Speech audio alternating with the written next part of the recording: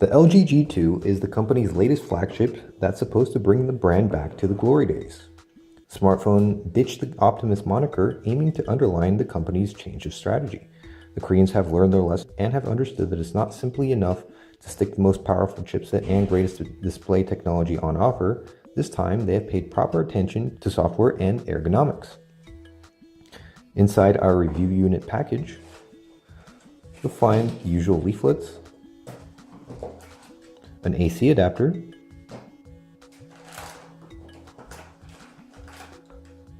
a USB cable,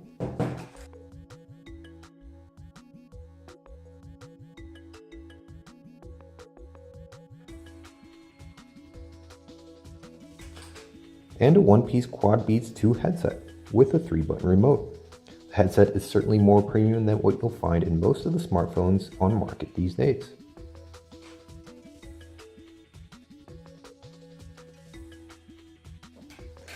The LG G2 is virtually as big as a Galaxy S4, but managed to squeeze a display that is 0.2 inches larger by trimming the screen bezels to almost non-existent. This not only improves handling, but also gives the front panel a really impressive look. As you can see, the front panel is almost entirely dedicated to the 5.2-inch 1080p True HD IPS display. It has 424 ppi pixel density and stunning image quality with viewing angles so wide that icons look as if painted on the screen, and nicely punchy colors. Unlike the Optimus G Pro, the G2 display is very low on reflections, so its image quality doesn't degrade in brighter environments either. The back of the LG G2 is where all the action happens. There is the 13 megapixel OIS camera with LED flash. Just below the camera, there are three hardware keys on the smartphone. There's a power key sided by two volume keys. Volume keys can be used to launch the quick memo feature or the camera shutter upon long press.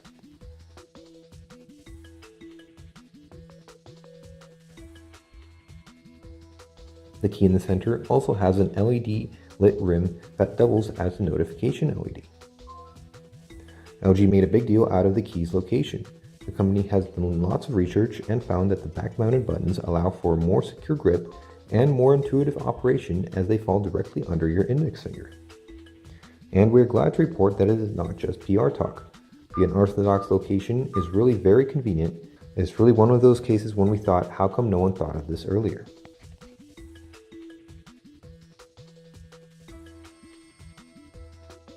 The LG G2 runs Android 4.22 Jelly Bean out of box with the latest Optimus UI on top. The Snapdragon 800 chipset is the most powerful that can currently be found in a mobile phone, so you can bet everything runs smoothly. Besides the lock-unlock key on the back, LG came up with something we've already seen on some Nokia Asha phones and the N9. A double tap on the screen will wake the phone, so you don't need to press any buttons. LG even improved upon that gesture by allowing you to lock the phone with another double tap on an empty space or the status bar.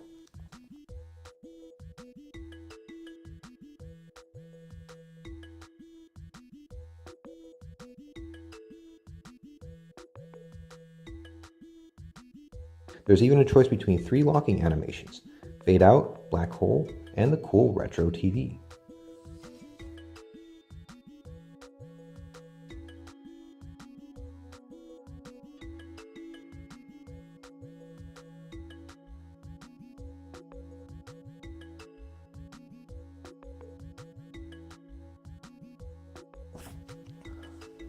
Leveraging on the front-facing camera, LG has implemented Smart Screen and Smart Video features. If the Smart Screen is turned on, the G2 display won't turn off until you stop looking at it, even if the sleep timer has run out. The Smart Video option pauses the video playback every time you look away from the screen. There is another cool option that you can find in the G2 settings.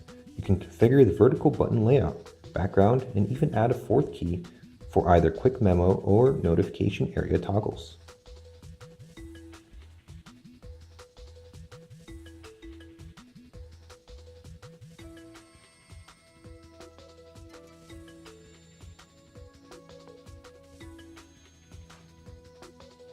Thanks to the multi-user support integrated into Android 4.22, LG has developed the so-called guest mode.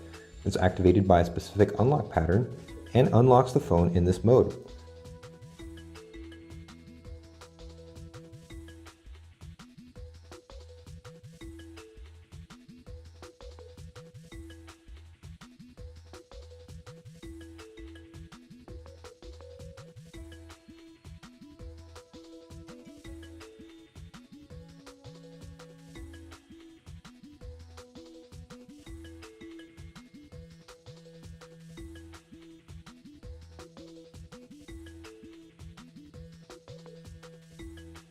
There is no app drawer in the guest mode. You can access up to 5 apps in there: camera, video and music players, calculator, and quick remote. If you want to go back to use the phone normally, lock the screen and unlock it with your standard unlock pattern, not the guest one.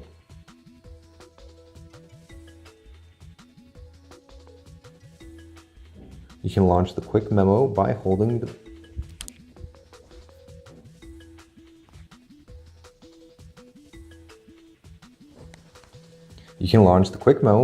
volume up key at the back or with a swipe from the bottom of the screen. The feature captures a screenshot and lets you draw on top of it and save the whole thing as a note.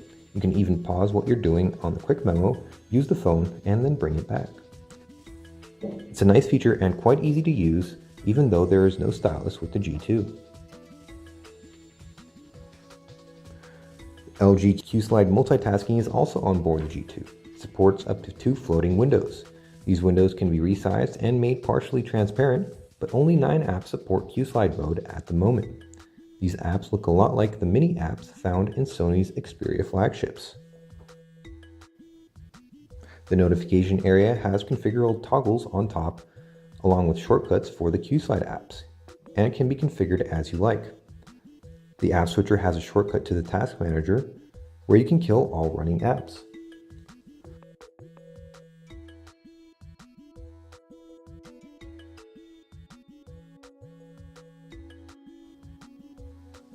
The LG G2 has an IR emitter on top, which works in conjunction with the Q Remote app.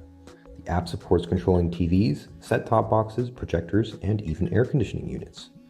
You can have multiple devices saved, each assigned to a room so you can easily find the one you need. The camera department got several interesting new features. The still camera can create PR panoramas, which is LG's name for photospheres, and features intelligent auto mode for automatic scene selection.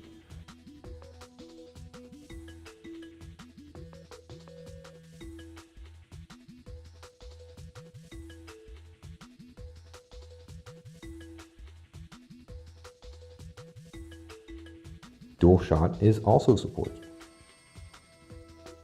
The video camera can shoot footage with the front and back cameras simultaneously, capturing both your subject and yourself. One camera feed fills the screen while the other feed is displayed in a smaller window overlay. You can switch between the two without interrupting your recording. The camcorder supports 1080p recording at both 30 and 60 FPS, which is a first for a smartphone. There are no HDR videos though.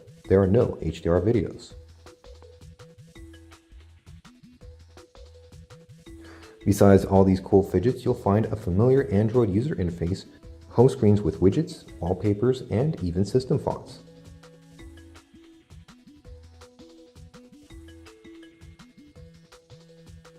The music player and gallery are almost identical to the vanilla Android apps, while the video player supports pop-up play.